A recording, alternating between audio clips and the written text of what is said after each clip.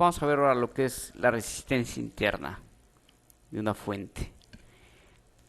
Entonces, una fuente de alimentación produce una fuerza electromotriz para restablecer los potenciales. La fuerza electromotriz, por ejemplo, podría valer 12 volts. Pero resulta que cuando se trasladan cargas, también hay una resistencia eléctrica a ese traslado.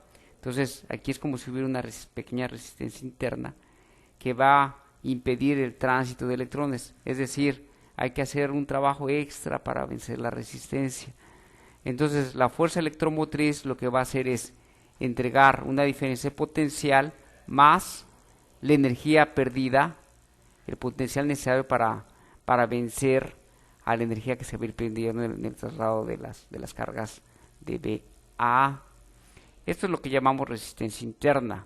Recuerden que no hay situaciones ideales, como verán en sus cursos de termodinámica. Hay una cosa que se llama entropía, la tercera ley de la termodinámica, y verán que en todos los procesos siempre hay pérdidas de energía.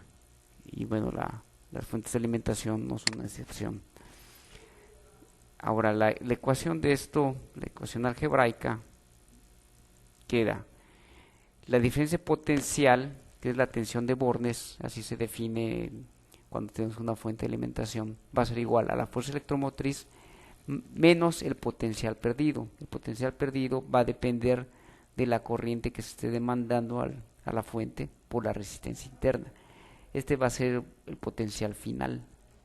Entonces, la fuerza electromotriz siempre va a ser un poco mayor que la diferencia potencial que ustedes van a leer en sus dispositivos. Si dice 12 volts, por ejemplo, de salida, están leyendo 12 volts, seguramente la fuerza electromotriz pues debe ser un poquito más grande. Cuanto más grande, pues depende de la resistencia interna y por la corriente que se esté entregando.